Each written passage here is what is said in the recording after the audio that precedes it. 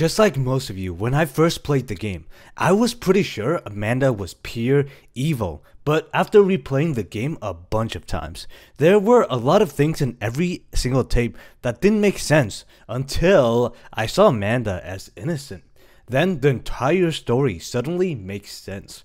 Make sure you like and subscribe if you wear clothes. Now let me explain. In the game description, it says, "It still feels strangely familiar. Curiosity takes hold and you decide to watch the tapes and let nostalgia take you back to a simpler age." So this already implies that the character feels like they've seen these tapes already and still alive to tell the tale. So it might be a legit show with legit characters in the beginning. In the first tape, Amanda seems like a very normal cartoon character.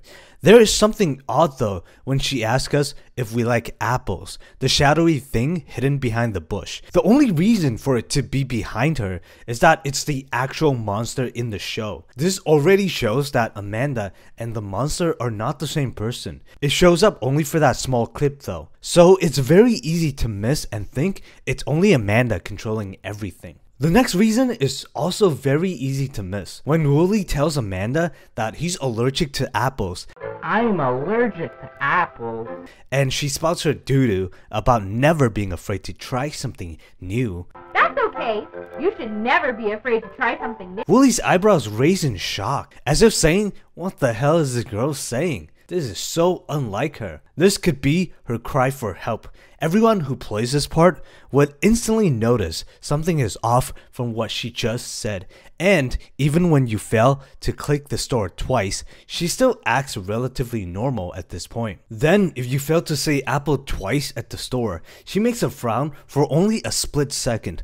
Apple. I think her mind at this point is starting to slowly become possessed, since she didn't do this at first. And that's when the plot gets really weird.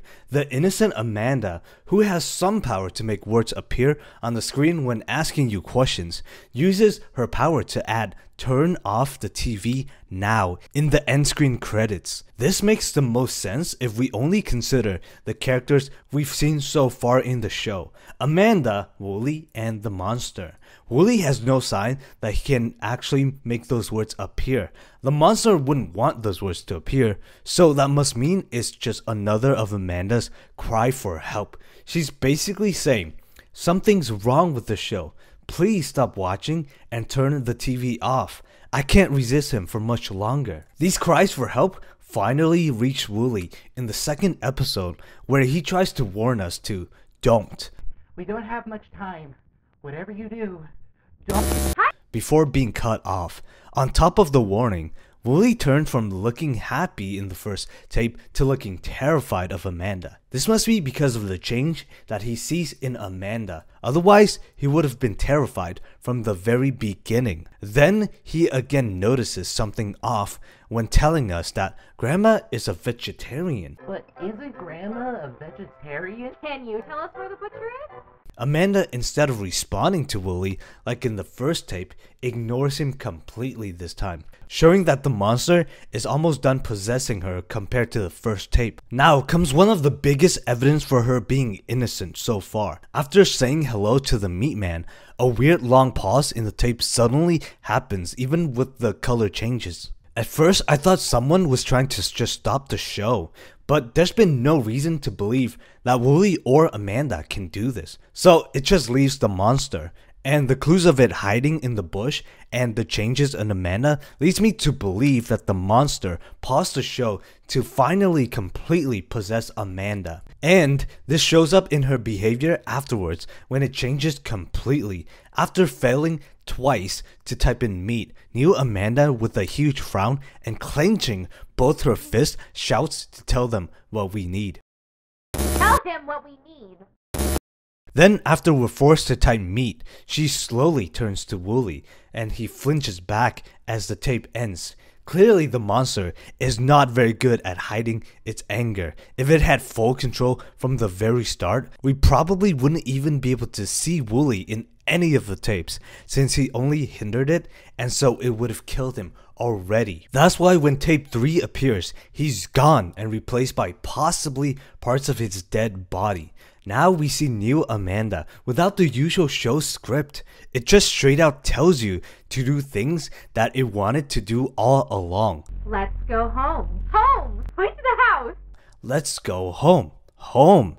And reach the house. All demands, not questions like Amanda would have asked. Clearly, a completely different being is in front of us from tape 1 and early tape 2. It also makes the playground and the moon disappear when you fail twice, which is actually really important because it's believed that paranormal activity is strongest during a lunar eclipse in a lot of cultures. Kinda like how waterbenders in Avatar would lose their waterbending abilities during a lunar eclipse. So, this leads me to believe that this monster awakens on the day of a lunar eclipse and starts haunting VHS tapes, slowly becoming stronger, from influencing a character's actions to possessing them as night comes closer, and finally being strong enough to enter the player's house at nighttime during the lunar eclipse itself. And when the player finally knocks on the door, the ritual is complete. The monster jumps out of the original Amanda's body,